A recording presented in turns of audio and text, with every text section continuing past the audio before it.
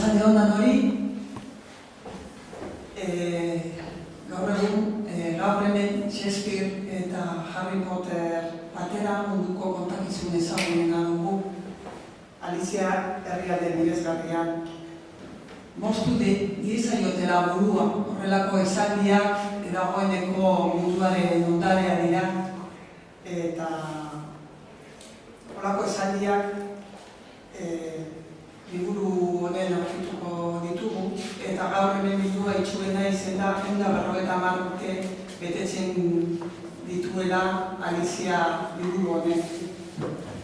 Eskerrak eman nahi dizkiot Pamela argitaletxeari gonbidatzeagatik eta baita Donostiako kultura ekintza hau edo liburuaren mahai-inguru hau antolatzeagatik.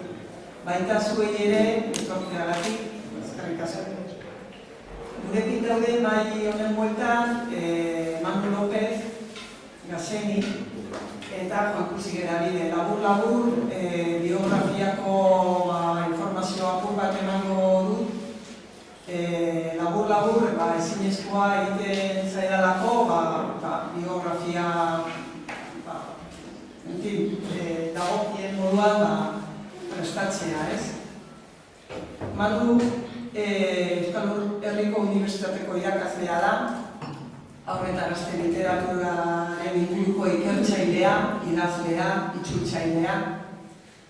Lewis Carrollen obra gehien itzultzailea, euskarazko edizioak prestatu dituena, hau da Aliziaren abenturak, Izpiluen barrena, Alizia aurrentzat, Carrollek prestatu egokituta prestatu zuen liburu hori, eta eskuartean dugu Alicia herrialde miresgarrian, denak Pamela argitaletxean daude. Manu sortzaile moduan badu liburu interesgarriak, batez ere gazte literatura generoan, batzuk aipatzearren Borroka-Roka, ere argitaletxean, 1991 urtekoan, bereziki niri gustatzen zaidan Jauna Gorbarria Gutuna, Pamela argitaletxean, 1991koa, Urrutiko intxaurrak, Izardia izan zana 1995 urtean, Gogoa lege, zientzia fikziozko kontakizun bat, gazte literatura eta 2005 urtean Vapore saria eskuratu zauena, eta berriki Aperizko bizitzak, Mamielan, 2011 urtean. Manu eta Juan Cruz Igerabide daukagu, baita ofizioetan eta seguro ofizioetan ere lehiko parekatu bat daude, Manu eta Juan Cruz. Udako Euskal Herriko Unibertsitateko irakaslea, idazlea, itzultzailea, haur eta gazte literatura inguruko ikerlaria. Hor dugu Batzagorri elkarteari egitasmo bati izena eman zion liburua. Berari Juan Cruzi zordio izenburua eta da Udarretek Mintxora, haurra ahoskotasuna eta literatura. Ereien publikatu da 1993 urtean. Juan Cruzek ere bi aldiz Vapore saria irabazi du, Gau eta Ka herrialdea liburuekin. Eta gaur egun Mikel Laboa katedralen zuzendaria da. Lan ugarien artean gogokoen ditudan batzuk aipatuko ditut, Jonas eta Osgailu beldurtia Aizkorrin eta 1989an Euskadi saria eskuratu zauena, Txori Txoroa, Bergania ondala urte batzuk, Egu Berria, nire argitaletxea eta 2010 urtean, eta Juan Cruz ezaguna da batez ere poema, poeta, aforismo, haiku, korapilo, eta hor dituen liburu batzuk aipatzearren Begininiaren poemak, Ilargia Espainetan, Kagun osorako poemak, Bintxo naiz izilik, hau korapiluak, eta bereziki liburu artefakto bitxi bat, Joan Sanurteko neugon kaleratu ezauena denon artean argitaletxearekin, Ur Euriaren liburua.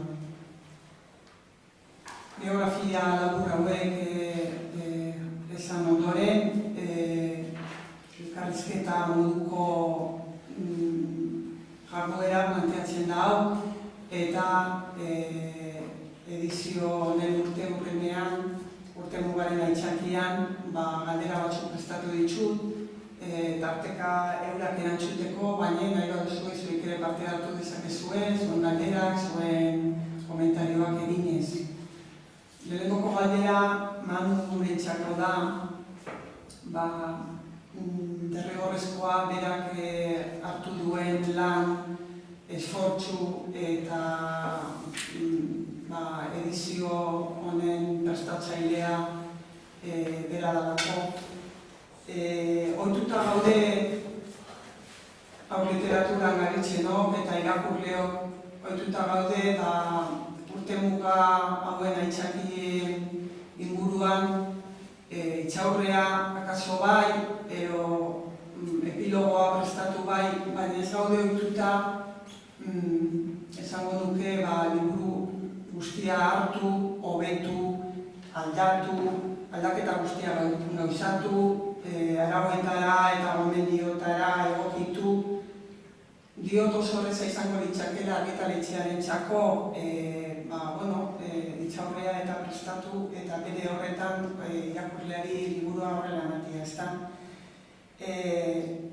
Nik uste dut oso eskertzekoa da Manuk hartu duen lan hau eta legin berezia egin duela euskalduntzeko kulturen referentziak hainbat hitz birsortu eta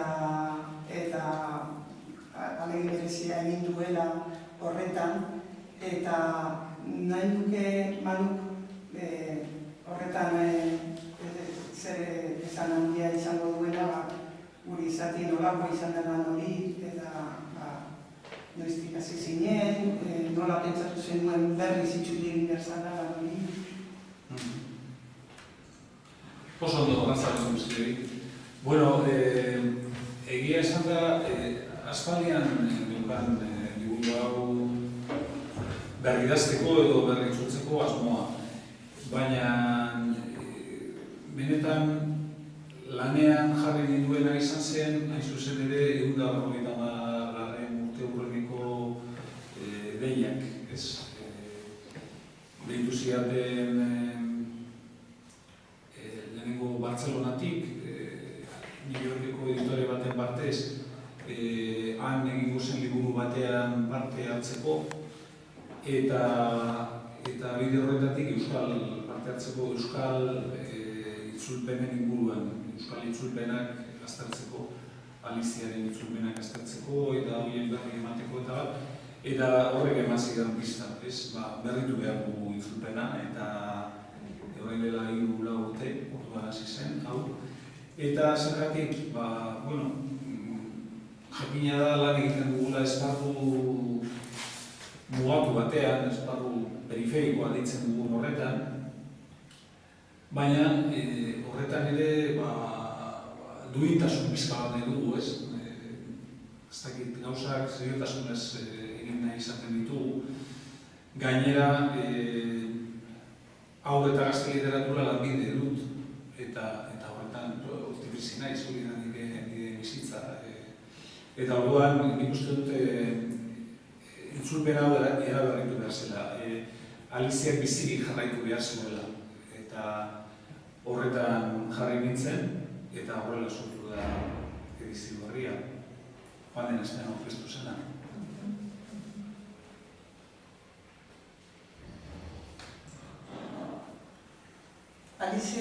Alizia berri honen kontrazalean, dio Elizkarrolek. Liburuak ez darama irakaspenik. Ezertxo ez du irakasten. Abentura liburu bada hau, beraz, funtzio didaktiko arriskurik ez daukana. Nik uste dut hau dela gaur egun hainbat bitartekari, liburutegiko, liburu-dendako eta irakasle edo guraso batzuetan izaten dugu zaitasun bat, ez? Gaur egun oso ohituta gaude testuak eskatzen zaizkigula, gehienetan asmo didaktikoz, gurasoen banaketa dela, edo omiak txupetea laga behar duela, edo heriotxa dela, eta errezeta horien bila datozen irakurleak, ez? Nola bizi duzue sortzailea zaren aldetik kontua? Bueno, nik kasu honetik ez dut egiten. Eta hori gainera idazleen artean, nik uste aspaldidanik zabaldua dagoela ez, literaturaren lehen helburua gozamen literarioa da. Eta nik gero beste batzuk ere sufrimentuan ederarekin du eta barez. Dena dela gauza bat da didaktismoa eta beste bat da erakustea. Eta liburu handiek eta aliziak hori tartean asko erakusten dute, asko. Naiz eta jarri hau noski ez da hau testu liburuetan ikasten den bezala ikasteko, beste ikasteko modua da. Eta literaturaren funtzio handietako bat da munduaz gogoeta egitea, bizitzaz existentziaz gogoeta egitea, baita aur poemarik xumeenak egiten du bizitzaz. Bonbolontenaen elaztana ez egin lorik basoan, azeritxoak eroan zaitu erbia zarrelakoan, hor gogoeta sakun badago beldurari buruz eta irudiak eta bar. Eta orduan, liburu Shakespeare, Homero, Lewis Carroll, horiek zerbait ematen digute guri, zerbait gehiago ikusten dugu, horako liburuak irakurtzen ditugunean. Horretaz aparte hemen badago baita ere, horrelako liburuak irakurtzeak, ni ziur nago garrona garatzen duela, hau buruaren matematika potente bada, hau ulertzea eta hemengo jokoak jolasak jarraitzea, hau ariketa izugarri da. Gertatzen dena, aurrek umetan egiten dituzten jolas simbolikoen edo plazerezko jolasen modukoa dela. Ez du, sufrimentu,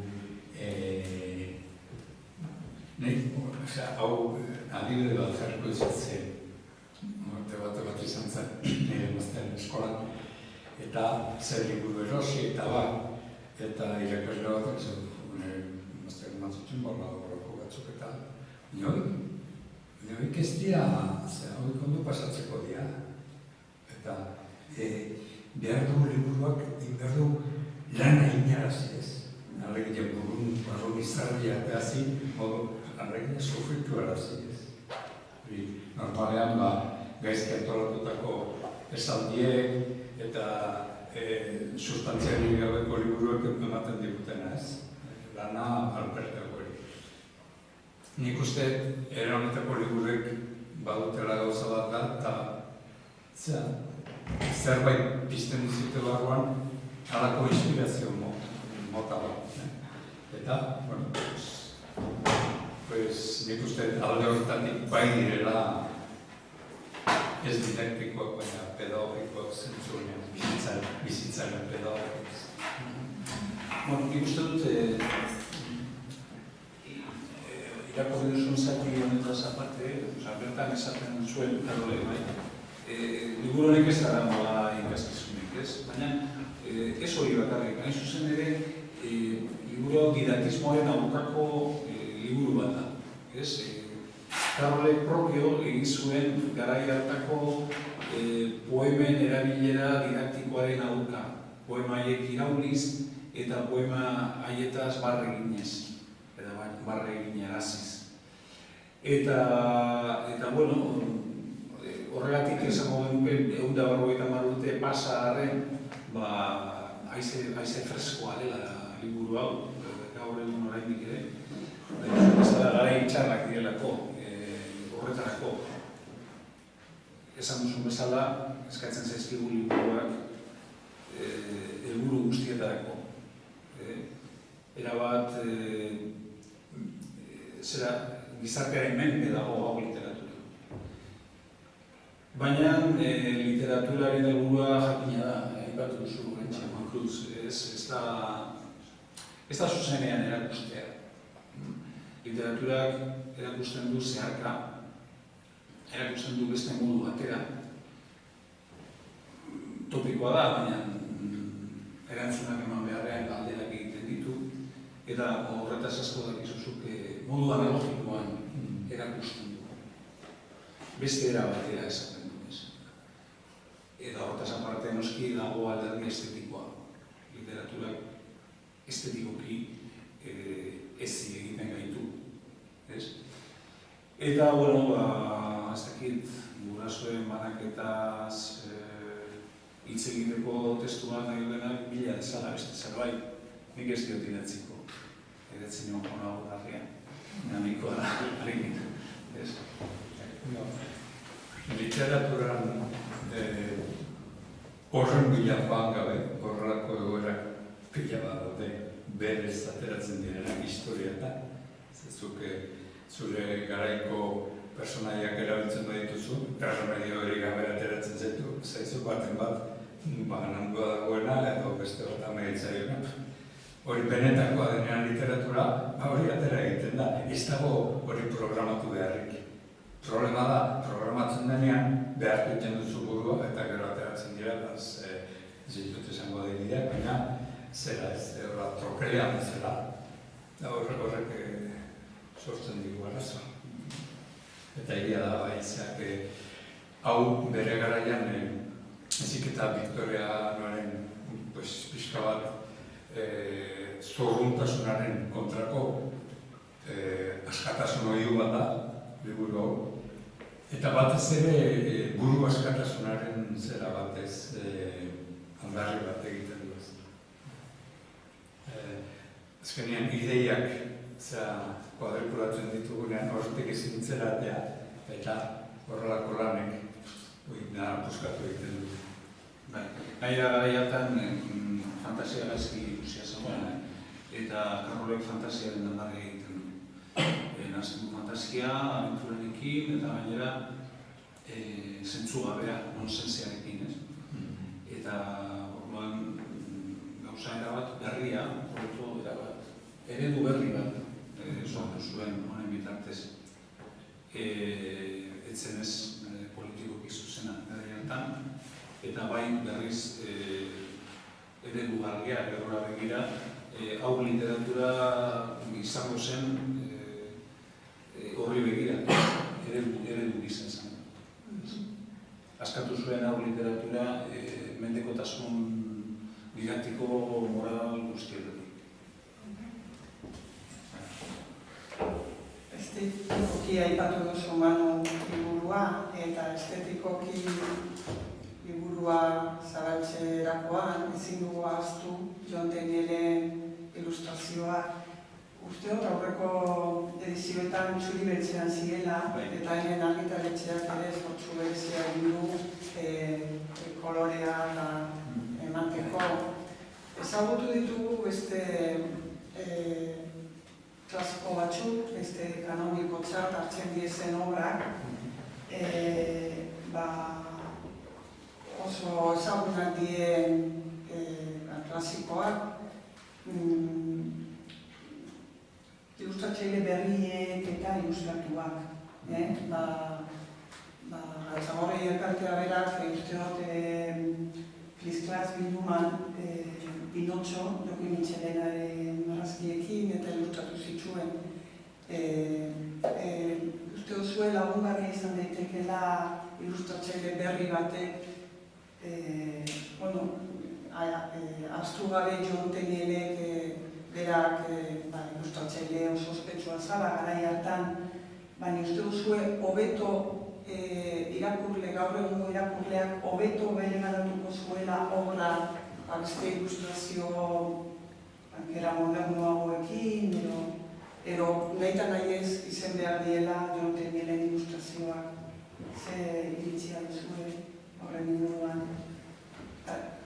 Nik egia esan da, gaur ikusi danean irudia hau berrian reproduzituta tamainan dian zoragarria da, iruditzean, Eta orduan teknilen grabatu horiek ezinbestekoak dira nire ustez. Baina ezinak dira Karolen testutik. Gero, bigarren toki batean dago, bueno, nik Pamela Style dituko nukena. Pamela horrela jokatu izan du beti. Adibidez, Griman haien ipuinetan eta Parronten ipuinetan, Genaro Gomezek itzuli zituen haietan, Gustav Doreren grabatuak agertzen dira, grabatu klasikoak baita ere. Eta kasu honetan ere berdin, ez? Teniren grabatuak oso ondo datozkio estilo horri eta nik uste dute asmatu dutela horretan. Hau ere, ja dagoeneko artelan bihurtu du Pamelak, ez? Dudari gabe. Erramun landari egin zaion keinua eskartzekoa da. Ze horrein dela urte asko 26 edo egin zuen aleginura handia izan zen. Hor agertzen den aliz hori, harriak eta gominodak eta azal honetan, kolas honetan, izugarri da. Keinu bat da, baina Tenielen irudiak hor daude. Ezinbesteko ez batez ere gaina, Pamela eta Erraman hildo horretan koherentzia handi bat dago eta pixka bat arraroa egingo zen hori aldatzea.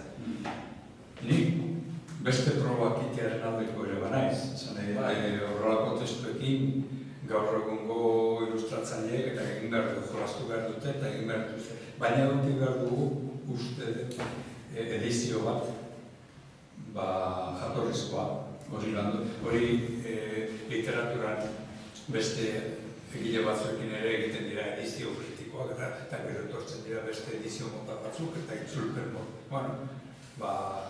hori aberastasuna da, oinarrian bat pixka bat kanoniko xamarra eukitzea eta jatorrizkoa nik uste hori abiatzeko ondo dagoela. Eta gero, konbietu, gure literatura sistema oso ahula da eta ez daukagu horrelako 5 edizio bat hartzeko, baina agian bigarren bat zera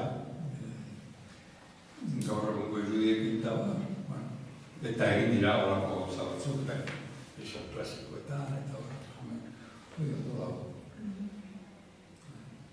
Pamelan egia esan pixka bat erraro egingo zen, ze hasieratik dator bide hori. Baina egin Ez da, normen animatzen bada, ez dela, beste bukatuko zarete bat. Gainera, pandemia hau. Horra honek, agerian usten ditu irakurleen kompetentzia literario batzuk. Kontuan izan da hundela, orain dela 50 urte idatzi zala, hasieran testua errazagoa zan, gero Lewis Carrollek konplexidade gehiago eman zion, sortu horretan arrakasta lortu zuen edizioak interesgarriagoa zan, baina ambiguagoa ere hasieran, ez? Gaur egun obra kanonikotzat hartzen da, esan dugun bezala, uste duzue aurrazte euskaldunek irakurle kompetentzia literarioa nahikoa dutela obra ulertzeko, Manu? Edo bitartekario garenok eurekin irakurri behar dugu, lagundu egin behar dugu, ozenki irakurri pasarte batzuetan haur txikiekin egoten gara, batera irakurri egiten ditugu albur ilustratu batzuk, baina gazte aur eta aurreldu edo gazte xamar diezen irakurlei ematen diogu liburua eta orkonkon itxo. Eta uste duzue irakurri euskalduna gai da obra ulertzeko. klasikoak ulertzeko, obra hau ez bereziki, baizik, klasiko...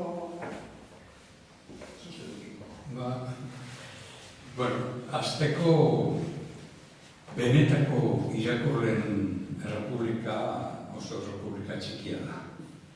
Alegia, eskoletan bahitutako irakurketa asko egiten da.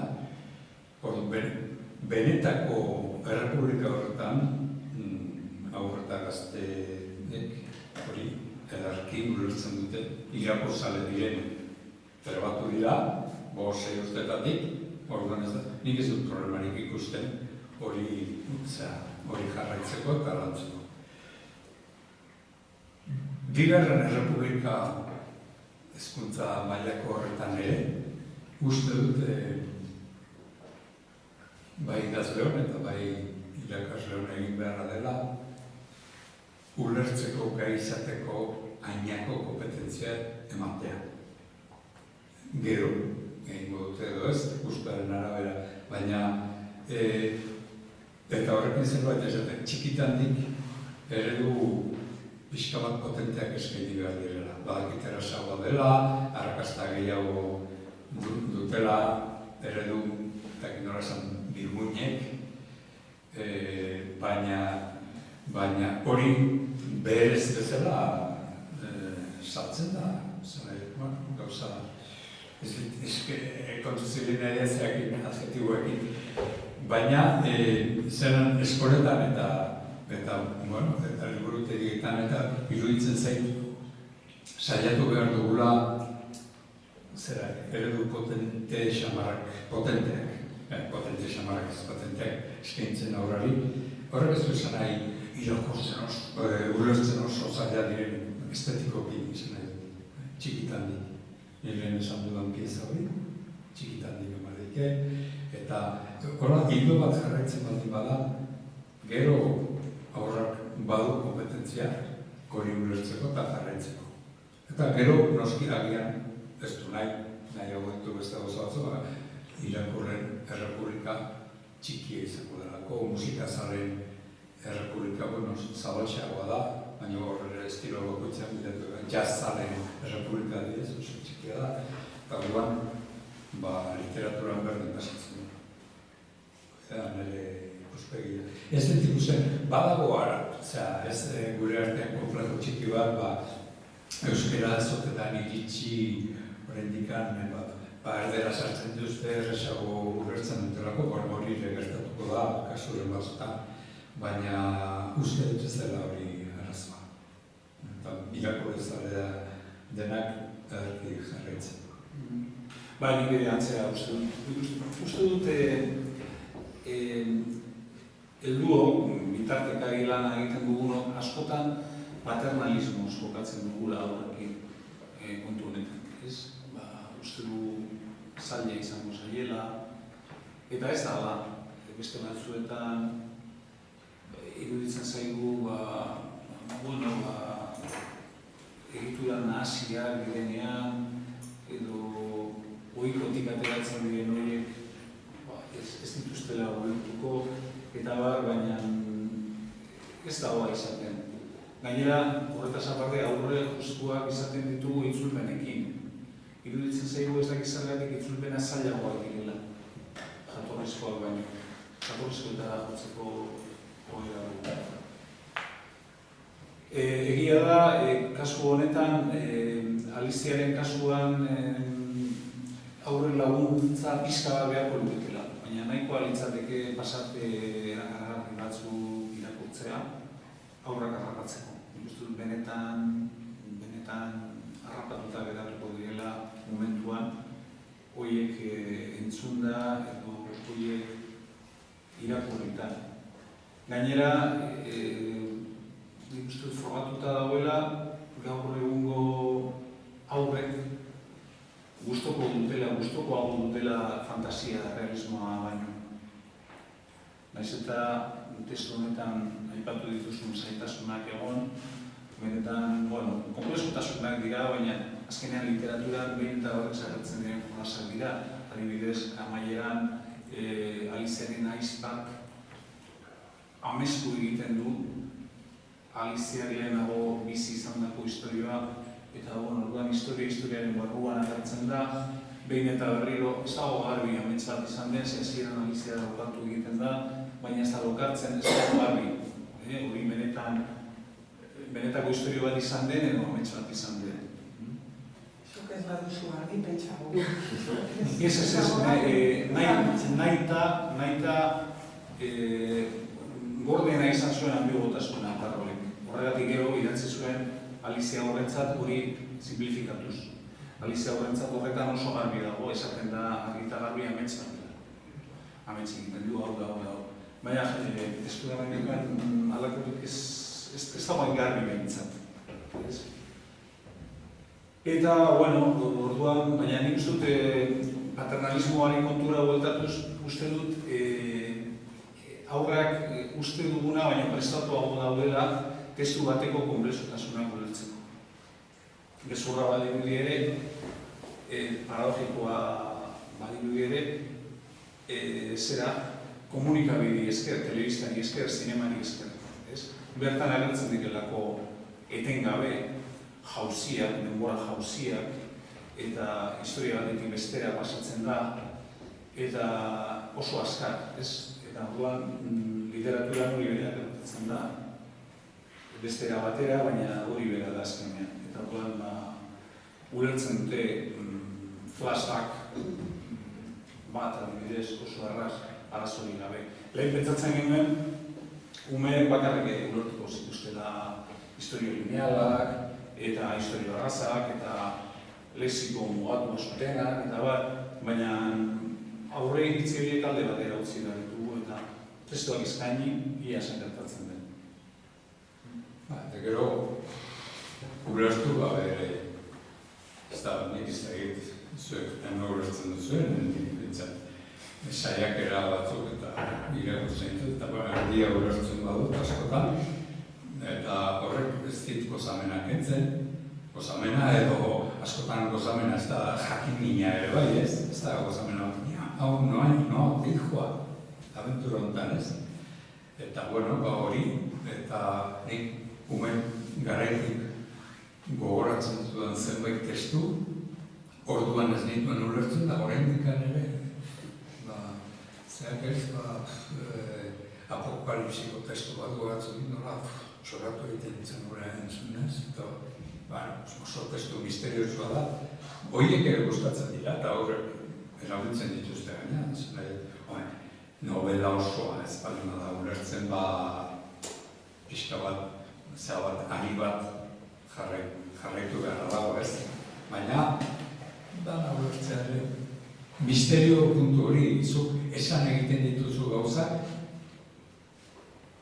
aurrak buruan egiten dualako berak ezagutzen duenarekin konexio batzuk egiten ditu eta bere interpretazioa. Eta heldua denean, nik hori uste nuen horretaz. Eta etzera konturatzen handiko gehi ustera izango zula berez hori uste nuen horretaz. Etengabeko evoluzio bada. Zuk esan duzuna, eskainita probak egin behar dira, irentzi nahi ez duena etzaio sartu behar enbutu batekin. Nik ziur nago, ziur xamar nago, ozenki irakurriz gero, hobe ondoan, aur bati, hemengo zatika, gustora hartuko duela. Geran ere bai, niri 10 urtekin zera garoa irakurri zidaten, eta oraindik esperientzia estetiko gozagarritzat hartzen dut. Gero esatu, nola ziteken hori ez? Norbaitek irakurri zidan, berak sinestuz irakurri zidan, apaiz batek berak sinestuz zan gela osoa irakurtzen, horre batek ginen, denok, hauekin ere egin daitezke, agian ez da 8 urtekin maizatea zart, baina 12-kin agian, edo, aitak edo amak, hori ondoan, apalondoan, pixka bat, zati bat, bilaz, polita hemen, bide batez manuk egin duen euskal nolabaiteko oihartzun batzuk, egokitzapen batzuk, hola bi edo hiru daude ez, hola, oso politak haika mutilen jaikiari nola handien miradi, hain nausia buruz bera ibiltzea ez duzuena. Haika mutil, ondo nabil, zaharra naiz baina ez trauski, hain nausia, zaharra zara zure hilea urdindu da, eta horrela haika mutilen oihartzunean, sartzen ditu Karloren edukiak edo haren oihartzunak egiten ditu ez. Horrelako testuekin gozatzen da eta gainera egiten dira asoziazioei.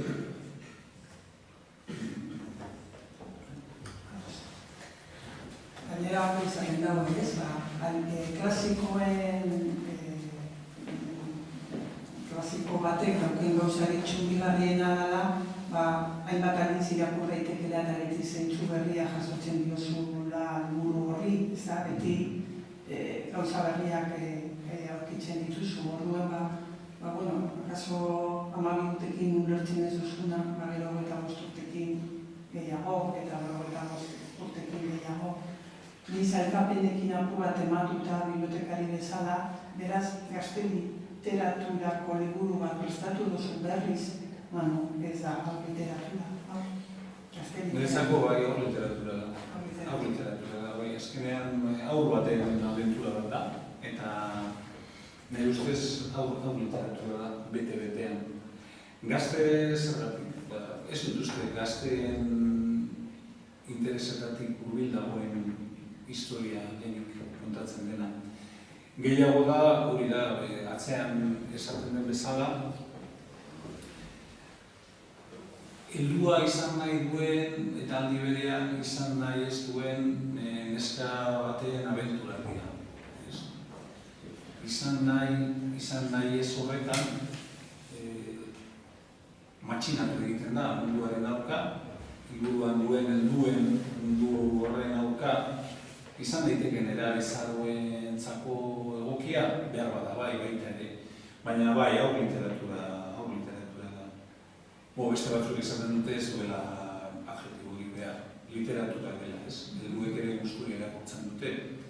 Bakoitzak ateratzen dio, lehen oso ondo esan duzu. Klasiko bati bakoitzak ateratzen dio bere gauza ezberdin bat. Eta orduan bai, noski, helduek begiratzen diote jolasari gehiago, sofistikazio horri, hitzekin jolasteari eta poemak aldare besteari eta bat, eta aurrak gehiago geratzen dira jolas simpleagoekin, txistekin, baina bai, dudarik gabe hau literatura da. Eta esaten den bezala hau literatura ona denean, denentzako literatura da. Eta gero, pampin jolas baten moduko bat ere badago ez. Nolabait, ematen du, umeak panpinekin sortzen duen mundu bat ez.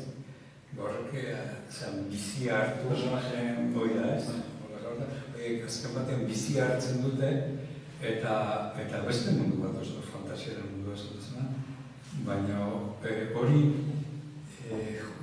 gogoratu hasi baita ere, garai bateko mekanoen eta egontzan obsesio hundi bat ez mekanoekin, beste mundu paralelo bat entzeak, beste indar batzuk ez. Azkenean, hori pixka bat aztertuzkero gure pulsioen eta barne munduen irudikapena dira, horrek egiten dutena, beren jolasetan egiten dituztenak. Badago horako jolas hori bat simbolikoa dena, eta aldi berean matematikoa baita ere. Matematikari batek egindako zera eta agertzen da ez. Eraso da, interpretazioak egin oso analitikoa ere eta baina gauzak irakurk eta anitzak dituen testu ere. Filosofia eta ideologia aldetik ere bide bat. Eta umoreari dagokionez, bada gai importantea bat, horra honetan umorea, umore ingles hori, fina, ironikoa,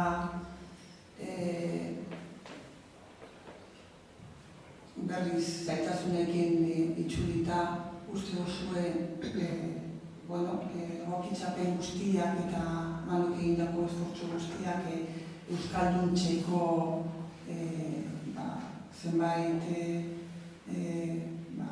poema, joku eta umore hori harrapatzeko kompetenteak dira gure irakurleak? Bai. Ez da kompetentzia.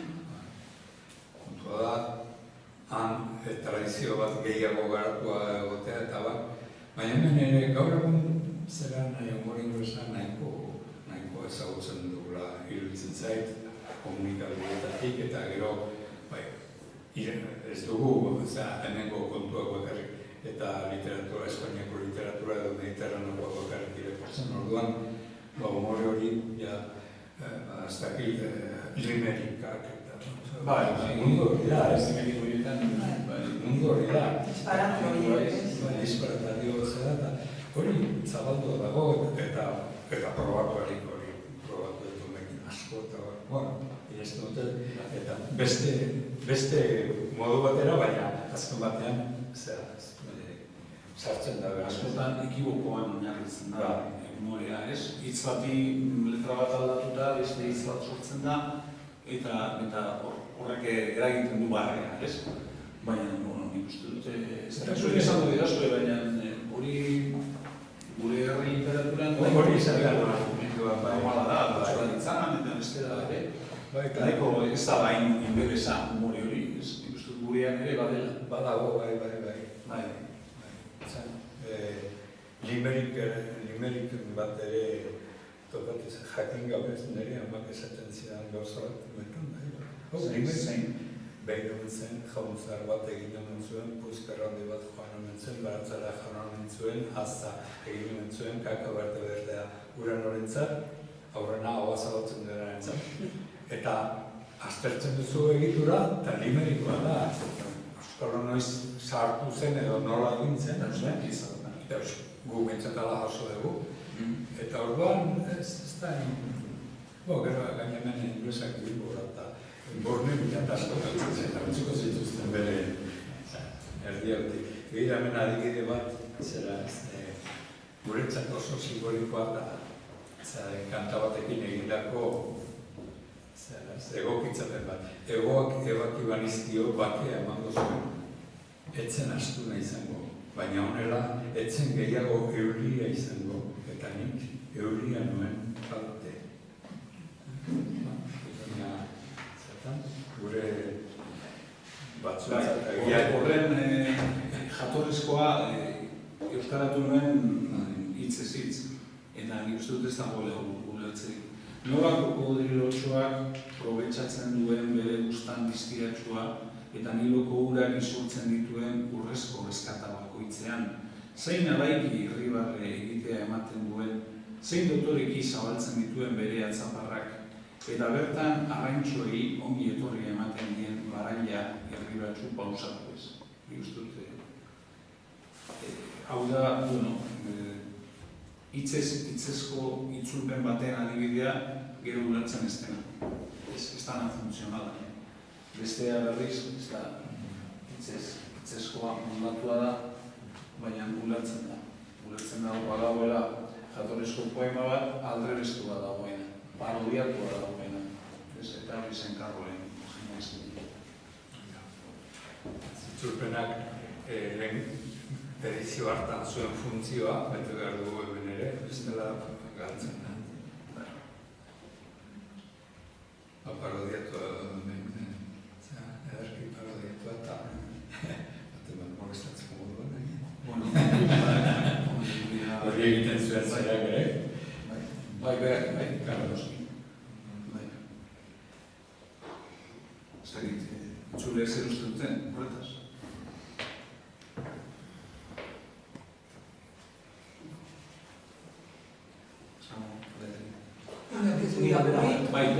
Hor, emanu, zuk liburu hau berritzultzerakoen asmoa etorri izan hizkuntza eguneratu eta gaurkotzekotik eta gero itzulpenean eskua sartu zenun, edo hasieratik zeneukan garbi itzulpenak behar zuela beste Beste buelta bat, edo hitz-joku batzuk inetzinen bere garaian, ikusi dezu denborak batestua ez dela ondo...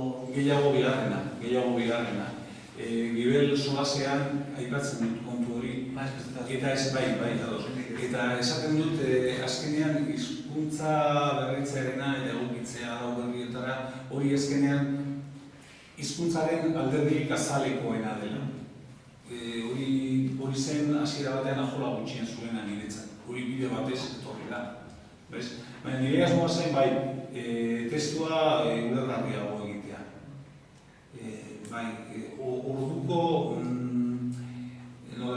Orduko itzulpen arauak beste batzu zirelako.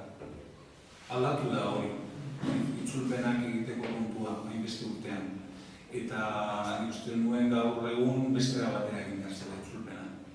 Eta horregatik izan zen bai gehiago beste aprobio batik gaino, bait, lotuta bait, berizita, hori eskenean azalekoena da. Azken handian oraina, literatura unibertsaleko sailan ere, joera bat bihurtzen ari da, garai bateko itzulpenak itzultzea edo bermoldatzea eta ez bakarrik itzulpenen kasuan, ze hori familian ere badakite ez hain esaren handiare etengabe ari da bere lanak berri azten, badirudi badera joera postmoderno... Egun hauetan zabaltzen ari da hori ere gero solasean dago ez, itzulpenak zahartzen direlako kontua. Hori ala egia da. Jatorrizko testuekin ere gertatzen da, baina uste dut gehiago gertatzen dira itzulpenekin. Ez berrikusi behar itzulpenak. Jatorrizko testuekin ere gertatu da, begira zekomeriak egon diren Kijoterekin, adibidez. Idatzi da Kijotea, herriko egin du basio berri bat. Gero, okerazbanago, Pere Reverte, atera du berzio bat eskoletan edo institutuetan irakurtzeko. Eta gero beste poetak, zinek... Eta gero la señora Bovary. Atera du... Titulua, Madame Bovary ez da, la señora Bovary. Eta gauza berak gertatu da metamorfosiarekin.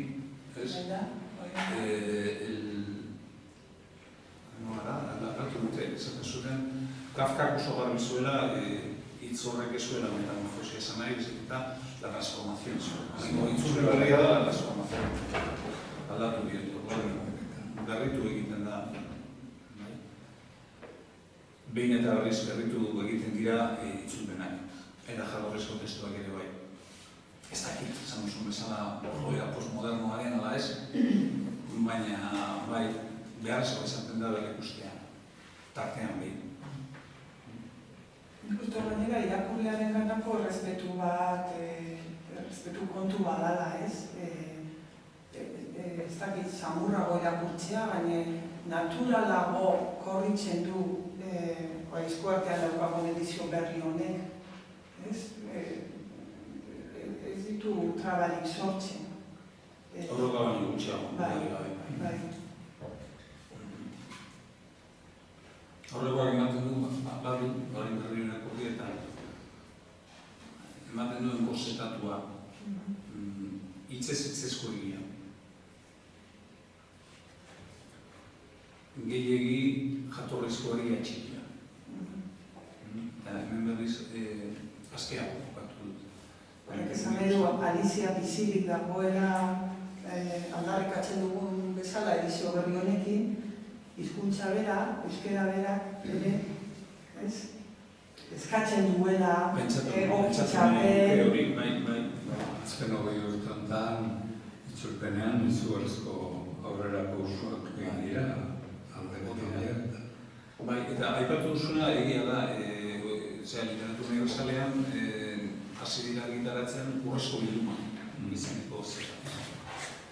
Aurretik argitaratutako itzulpen batzuk, berrikusiak, berreditatuak eta txukunago jarrita. Hori da egitea. Dekolearen inganako respetua, egitea,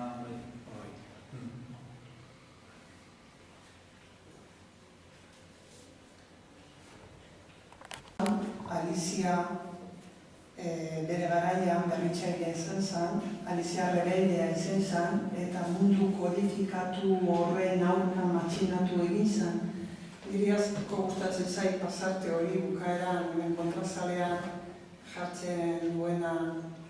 Aliziaren ustezko ametsak aur guztien barruan biziren kontraesana islatzen du. Lehen aipatu dugun kontzeptu hori, helduaroa simbolizatzen duen lorategi edarrera iristeko gogoa. Baina behin handagoela, helduen apetak zein itxuragabe eta onargaitzak diren ohartuta haien aurka matxinatzea.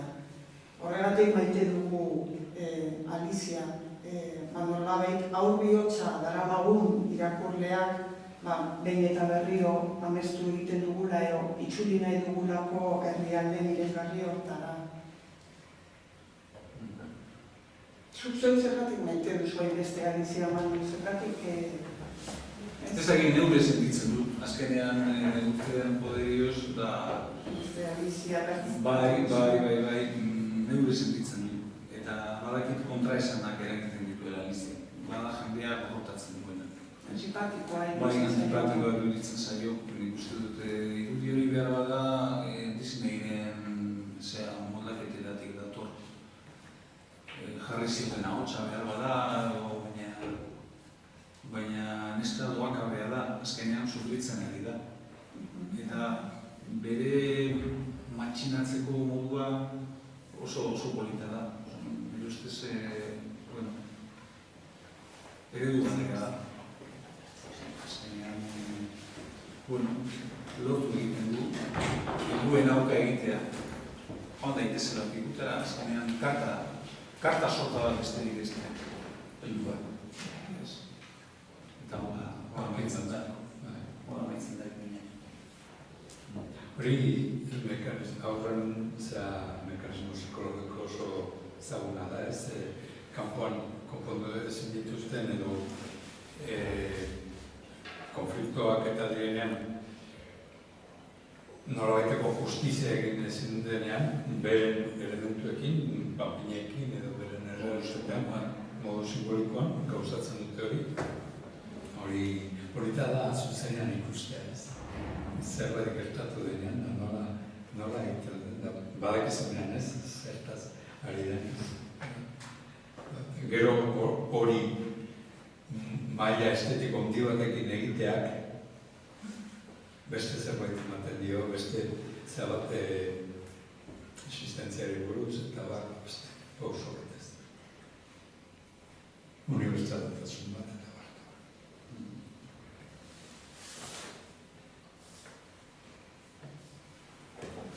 Osa gehiago.